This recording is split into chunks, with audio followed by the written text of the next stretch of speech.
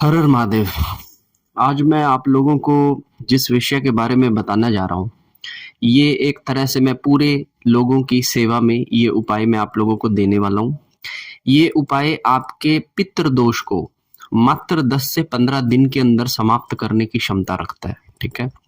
7th of सितंबर से हमारा श्राद्ध पक्ष जो है वो आरंभ हो रहा है। ठीक है। और ये श्राद्ध पक्ष जो है इसकी वैल्यू क्या है और कौन सा ऐसा उपाय है जो आपके पितृ दोष को मात्र इस 15 दिनों के अंदर ही समाप्त कर सकता है। ठीक है ना।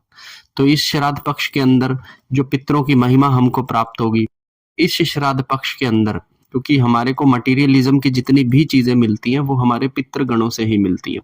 तो किस तरह से हम अपने पितरों को खुश कर कर, है ना, धन संपत्ति व्यापार पैसा विवाह आदि संतान, है ना, ये सब चीजों में बेनिफिट्स उठा सकते हैं, उसके लिए आज का ये वीडियो बहुत ज्यादा इंपॉर्टेंट है। ठीक है। तो सबसे पहले मैं आपको बताता हूँ कि अगर आप मेरे चैनल पर नए हो तो मेरे चैनल को आप सब्सक्राइब कर बेल आइकन दबा दीजिए ताकि मेरे चैनल के नए वीडियोस की अपडेट आप तक पहुंचती रहे। वीडियो अच्छी लगे तो इसे लाइक कीजिएगा और अगर आपका कोई क्वेश्चन हो तो इसे मुझे कमेंट कर बताइएगा। ठीक है। तो सबसे पहले मैं शुरुआत करता हूँ 7th ऑफ सितंबर से जो श्राद्ध पक्ष स्टार्ट हो रहा है। श्राद्ध पक्ष की वैल्यू क्यों सबसे ज्यादा मानी जाती है? देखिए, कुछ चीजें हमारे जीवन के अंदर वो हमारे पितरों के द्वारा ही सेट की गई हैं। आप सोचते हैं कि भगवान हमें देगा, लेकिन कुछ चीजें हमारे पितृ ही हमें देते हैं। फॉर एग्जाम्पल, अगर हमारा पढ़ाई के अंदर दिमाग बहुत अच्छा है तो हमारे घर के पितरों की हमारे पर कृपा है। लेकिन अगर किसी घर में बच्चे का दिमाग पढ़ाई की बजाय शरारतें करने में या फिर पॉन के अंदर ज्यादा चला गया या फिर गलत संगतियों के अंदर वो लड़का पड़ गया है या लड़की है, ठीक है ना, जो भी बच्चा है वो गलत संगतियों में अगर आ गया है तो ये भी हमारे घर की बुरी पितृ दशाओं को दिखाता है। नंबर 2, जब भी आपका कभी व्यापार होता है अगर वो फल फूल नहीं रहा है, आपको नौकरी में ज्यादा सफलता नहीं मिल रही है, आपकी दुकानदारी व्यापार जो भी आप करते हैं उसके अंदर आपको सफलता नहीं मिल रही है, आपके ऊपर कर्जा चढ़ता जा रहा है ना, कर्जा उतर नहीं रहा है, इस तरह की चीजें भी जो होती है वो हमारे पितृदोषों की वजह से होती है।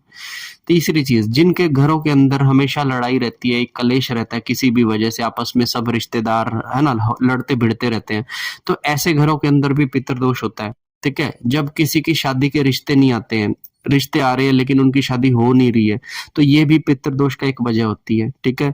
उसके बाद शादी हो जाती है तो उसके बाद संतान उत्पन्न नहीं हो रही है, डॉक्टर बार बार बोल रहा है कि आपका डिसबैलेंस्ड हो गया है ना, इस तरह की कुछ चीजें आपको बीमारी बता दी जाती है जिसकी वजह से बच्चे नहीं हो रहे होते हैं। और अगर आप और थोड़ा बड़ी एज पे बात करें तो आपको इन्फेक्शन हो जाते हैं बॉडी पे, है ना, इचिंग की समस्या होती है, सोराइसिस होता है, एक्जिमा की समस्या, स्किन के ऊपर रैशेस आते हैं, दाद की समस्या हो जाती है। तो ये जितनी भी चीजें हैं ये सब पितृ दोषों से संबंधित फिजिकल सिम्टम्स हैं। और एस्ट्रल सिम्टम्स इसके ये होते हैं कि जिस समय आप सोते हो तो आपको एक दबाव लगता है ना, आपकी बॉडी के ऊपर एक वेट महसूस होता है। सपने में अगर आपको बहुत ज्यादा सांप दिखाई देते हैं, बहुत ज्यादा छोटे बच्चे दिखाई देते हैं या फिर बहुत ज्यादा गंदा पानी ऐसे दूर दूर तक, है ना, ये सब दिखाई देता है, तो ये कुछ एस्ट्रल सिम्टम्स हैं कि आप पहचान सकते हो कि पितृदोष है। ठीक है। जिन लोगों की कुंडलियों में सूर्य के साथ राहु आकर बैठ जाता है तो उन्हें भी पितृदोष बताया जाता है। ठीक है। और ऐसे कई सारे सिम्टम्स हैं जिन्हें देखकर हम ये पता लगा सकते हैं कि हम पितृदोष से ग्रसित हैं कि नहीं। तो अब आप सबसे पहले अपने जीवन का एनालाइज कीजिए और ये देखिए कि आपको पितृदोष है कि नहीं। ठीक है। अब इन पितृदोषों के उपाय तो आपने बहुत सारे किए होंगे। मैं अक्सर देखता हूँ कि लोग उज्जैन जाकर पूजा कराते हैं, गया जाकर पूजा कराते हैं, है ना, लेकिन उसके बावजूद भी उनके जो पितृदोष है वो समाप्त नहीं होते। ठीक है। आपने पंडित जी के कहने पर पूजा तो करवा ली, पैसा लगा दिया, सब कुछ आपने कर दिया, लेकिन उसके बावजूद भी पूजा को 6 महीने साल सवा साल हो गया लेकिन अभी तक हमारी चीजें फलने फूलने नहीं लगी हैं, वो समस्या ज्यों की तो पड़ी है। तो आज का ये वीडियो मेरा उन लोगों के लिए है, कृपया इस वीडियो को ध्यान से सुनेंगे, इसे में बताए गए उपाय आप करें और अपने पितृदोष को मात्र 15 दिन के अंदर आप समाप्त करें। ठीक है। सबसे पहले 7 सितंबर से जो पितृदोष, जो पितृ पक्ष हमारा स्टार्ट होने वाला है, आपको सुबह से लेके एक काम शुरू करना है। ठीक है।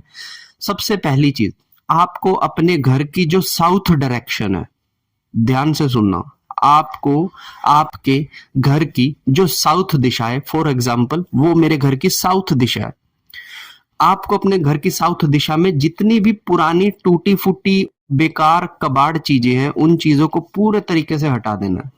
ठीक है ना। फॉर एग्जाम्पल जैसे मेरी ये ट्यूबलाइट भी आप देख रहे हो, ये टेढ़ी पड़ी है, अगर आपकी भी ऐसी कोई चीज है तो उसको सेट कर कर लगा दीजिएगा, क्योंकि जो घर का वास्तु में जो साउथ दिशा होती है वो हमारे पितरों से, हमारे एंसिस्टर्स से रिलेटेड होती है। आपके घर में, ठीक है, जो भी साउथ दिशा हो, वहां पे कोई टूटी फूटी हो फोटो, या फिर कोई टूटा फूटा मिरर हो, रुकी हुई क्लॉक हो, या फिर आपने अपने गंदे कपड़े या फिर इसी तरह से खिंडाकर कपड़े रखे हो, या फिर आपने साउथ दिशा में खूंटी लगाकर कपड़े टांग रखे हो, टावल टांग रखे हो, या फिर आपके साउथ दिशा में अगर वॉशरूम्स पड़ते हो, तो कृपया करके उन्हें अच्छे तरीके से साफ कर दीजिएगा, क्योंकि साउथ दिशा ही एक आपकी दिशा है जो आपके एंसिस्टर्स को रिप्रेजेंट करती है। ठीक है। दूसरी चीज, जब आपने अपने घर की साउथ दिशा को साफ कर लिया, ठीक है, अब वहां पर आपको क्या करना है, आपको एक ब्यूटीफुल सी कोई ऐसी एंटीक पीस को स्थापित करना है जिसे देखते ही उस पर नजर जाए। फॉर एग्जाम्पल आप किसी गणेश जी की फोटो को लाकर आप वहां पर लगा सकते हैं, आप किसी अट्रैक्टिव माता लक्ष्मी की, कमल की फोटो है ना वहां पर लगा सकते हैं, आप मतलब के अच्छे अच्छे फ्लावर्स की फोटोज वहां पर लगा सकते हैं, आप अच्छी सीनरीज की फोटो आप वहां पर लगा सकते हैं, क्योंकि आपने अपनी साउथ डायरेक्शन को अट्रैक्टिव बनाना है। ठीक है ना। तो जितनी अट्रैक्टिव आपकी साउथ डायरेक्शन होगी, आपके एंसिस्टर्स आके वहां पर बैठना पसंद करेंगे। ठीक है। कोशिश कीजिएगा कि साउथ डायरेक्शन के अंदर आप कोई धूप बत्ती सुबह शाम जलाए, ताकि वहां पे एक अरोमा जो है ना वो आपके रूम के अंदर, आपके घर के अंदर एक फैला रहे साउथ डायरेक्शन की तरफ, कि जब भी आप वहां पर, आप या कोई और जाए तो उसको वहां पर एक फ्रेग्रेंस आए, एक अरोमा आए, ताकि उसका मन वहां पर आकर प्रसन्नचित्त हो जाए। नंबर 1, ये चीज आप लोगों ने करनी है घर पे अपने साउथ डायरेक्शन के अंदर। ठीक है। दूसरी चीज आपको क्या करनी है वो भी बता देता हूं।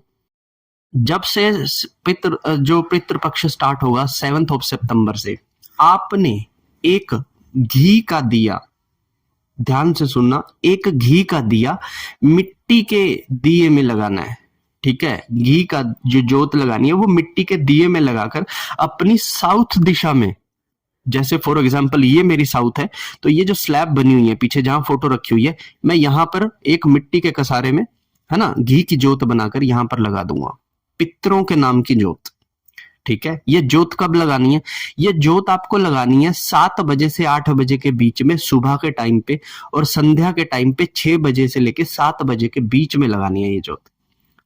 ठीक है ना। लेकिन अगर आप इस जोत को 8 बजे के बाद सुबह और शाम को 7 बजे के बाद लगाते हैं तो आपको वो रिजल्ट्स कभी भी नहीं मिलेंगे, मैं पहले बता दूं।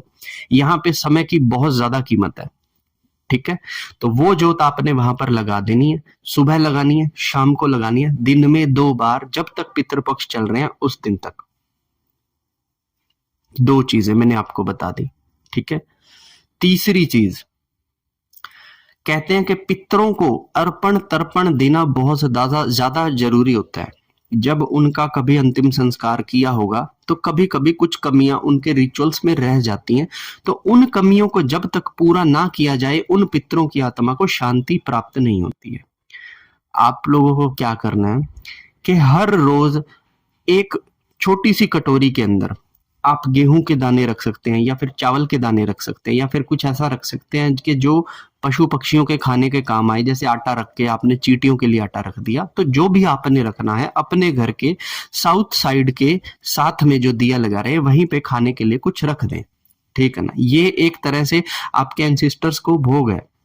ठीक है। अगर आप चावल के दाने रखते हैं, ठीक है, तो वो चावल के दाने आपको रखने हैं, उसके बाद उसमें आप चिड़ियों को डाल सकते हैं, कबूतरों को डाल सकते हैं, है ना। और अगर आप आटा रखते हैं, जैसे तो आटा रखते हैं तो आप उसे शाम के समय में चींटियों को डाल सकते हैं, लेकिन डालना शाम को ही है, दिन में नहीं डालना। जोत जगने के बाद में ही डाल के आना है, 6 से 7 के बीच में। ठीक है। गाय को हरा चारा डालना है तो हरे चारे के थोड़ा सा हरा चारा लाके वहां पे रख दे, और जैसे ही शाम को आप जोत जलाए वो हरा चारा उठाकर ले जाएं और किसी गौशाला में या किसी भी गाय बैल को डाल दे। ये 3 काम आपने करने स्टार्ट कर देने हैं। अपने घर के मेन डोर से लेके साउथ तक, ये भी एक चौथा पॉइंट नोट कर लीजिएगा कि मेन डोर से लेके साउथ तक आपको सफाई रखनी है, बीच में सामान नहीं रखना है, रास्ता सीधा होना चाहिए आने के लिए। कोई बीच में टेबल स्टूल सोफा, है ना, इस तरह की चीजें बैठकर वहां बीच में काम नहीं करना इन दिनों के अंदर। मैंने कुछ लोगों को देखा कि मेन गेट से अंदर घुसते ही बाइक खड़ी कर रखी होती है, फिर दरवाजा बंद होता है, ठीक है ना, फिर उसके बाद अंदर जाओ तो 2-3 टेबल लगा रखे हैं, कुर्सियां डाल के बैठते हैं वहां पे। आपको पूरा दिन वो रास्ता साफ रखना है, क्योंकि आपके जो जो एंसेस्टर्स एंटर करते हैं वो मेन गेट से ही करते हैं, हवा से नहीं करते, ठीक है ना। तो ये 4 चीजें आप ध्यान में कीजिएगा। अपने पितरों के लिए जाप कीजिएगा, अपने पितरों का जिस जिस दिन पे जो पंडित को खाना खिलाना होता है वो खाना पंडित जी को खिलाइएगा। पितरों से अपने मनोकामना मांगिएगा, अपनी सफलता के लिए, अपनी सुख शांति के लिए, अपने शारीरिक सुखों के लिए पितरों से प्रार्थना करके ये 15 दिन में निकालिएगा। मैं कहता हूं कि आपके 50% से भी अधिक पितृदोष मात्र इतना सा कार्य करने से समाप्त हो जाएंगे। और लास्ट में एक बात और बता देता हूं कि जिन लोगों के घर में साउथ साइड के अंदर टॉयलेट बाथरूम है, भैया आप बर्बाद होने के लिए तैयार रहो, आज नहीं तो कल। भूत प्रेत बाधा, बीमारी, जानलेवा बीमारी, है ना, तरक्की में बाधा, बर्बादी, सब साउथ में अगर आपने टॉयलेट बना रखे है, बाथरूम बना रखा है तो आएगी। अब इसमें कहने की तो बात है कि आप कोई रेखा खींच दो, इस कलर की टेप लगा दो, बट एक्चुअल में कुछ होता नहीं है उससे, ये सब मैं देख चुका हूं, ठीक है। तो ये उपाय आप कर लीजिए इस पितृ पक्ष के अंदर, तो मैं कहता हूं आपकी मैक्सिमम प्रॉब्लम्स जो है सॉल्यूशन की तरफ आएंगी। आशा करता हूं कि मेरी बात आपको समझ आई होगी। अगर आपका और कोई